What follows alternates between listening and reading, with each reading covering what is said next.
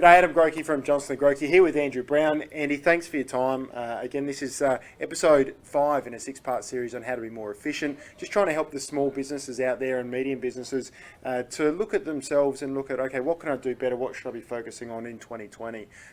We've got a beer and business session coming up where we're going to run through a workshop. Make sure you register. We'll put the link under this video so you can register for that. It's going to be fantastic. Be a lot of fun. That'll be great. Yep. Be great. Lots of accounting jokes. No, not really.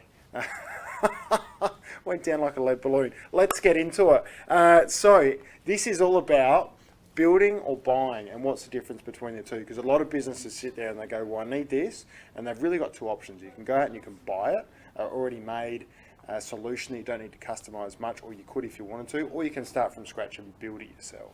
Sure, and there are costs in both scenarios. And so if you build it yourself, you might need to take a long time to build it. You're using your own expertise.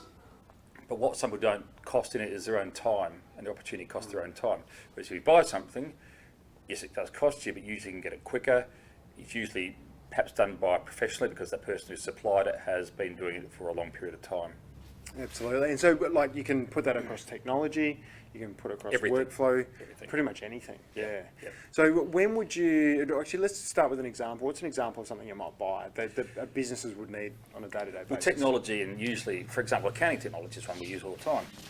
Accounting technology is a prime one where you can build it yourself, but there are systems out there very cost effective that have been doing it for a long period of time that's easy to plug in and operate straight away.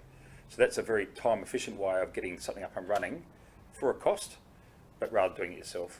And so with that as well, Andy, so you actually, when you look at these sort of things, you need to look at your return on investment, not just dollars, but time. You can actually start capitalising on that sooner, can't you? If you buy an off-the-shelf solution, plug it in, you can start using it straight away. It works straight away, whereas if you're building your own system, yes, it's cheaper, but you might have to take time, and doing that might take months, and therefore you're losing opportunity cost in the time that if you're investing in that project. And so, I mean, a lot of businesses out there that provide these solutions, the tech companies especially, just do subscriptions, so you pay monthly subscriptions. So there's not these high upfront costs that there used to be. No. The options are kind of endless, aren't they? And the usually with these kind of things, because technology, again, as an example, there's a lot of work going on in the background to continually improve it. So yes, you're paying a subscription model perhaps, but they're actually doing improvements along the way that you don't even know about. Whereas if you do it yourself, you've got to maintain it yourself, you've got to build it yourself, and you've got to keep putting and reinvesting your own time into it. It doesn't just cease once you've built it. And I know this is putting you on the spot a little bit, but what do you see your businesses that you're advising on, what do you see that they're using probably most commonly to gain efficiency in their business for what they're doing? Now, I know that's a broad question because you deal with so many different types of businesses, but there are a few key pieces of technology that are being implemented.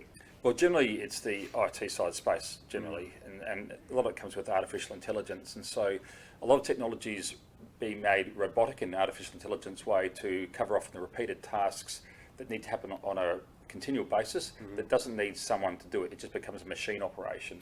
So whether that's a large computer in a manufacturing plant or a small office thing, it's repeated AI, which is the biggest gains. And I know, Xero's been around for a while now. That's another thing which, and all their add-on applications as well have been quite useful and saving people a lot of time on what are non-dollar productive tasks as well. They shouldn't be spending that absolutely. Time. It's really good. People say there's a cost to it, but what people need to understand is a far bigger cost by not implementing it. So it's not actually the cost of itself, it's the time that you're saving by using it. Yep. So the benefits of buying, you can implement it quicker. Yep. You can use an expert. Use an expert, so you can actually get proper advice and proper external advice, which is useful. You can most likely do it at a much cheaper price because building is expensive up front, then you get the gains later. You don't have to maintain it yourself as well. I think they're really the key ones. If you did want to build it yourself, what's an example of that being an appropriate situation that you might actually choose to build it yourself? It tends to be a very customised thing, so it tends to be a lot of in the innovation stages or the stages where it's something that hasn't been done before and someone's testing it. So it's a very new kind of product or a new kind of system that no one else has. And so you tend to buy that and build that yourself because you're the guinea pig and you want to educate yourself about how that works. So in a manufacturing plant, it might be a certain process or something specific to what you're doing.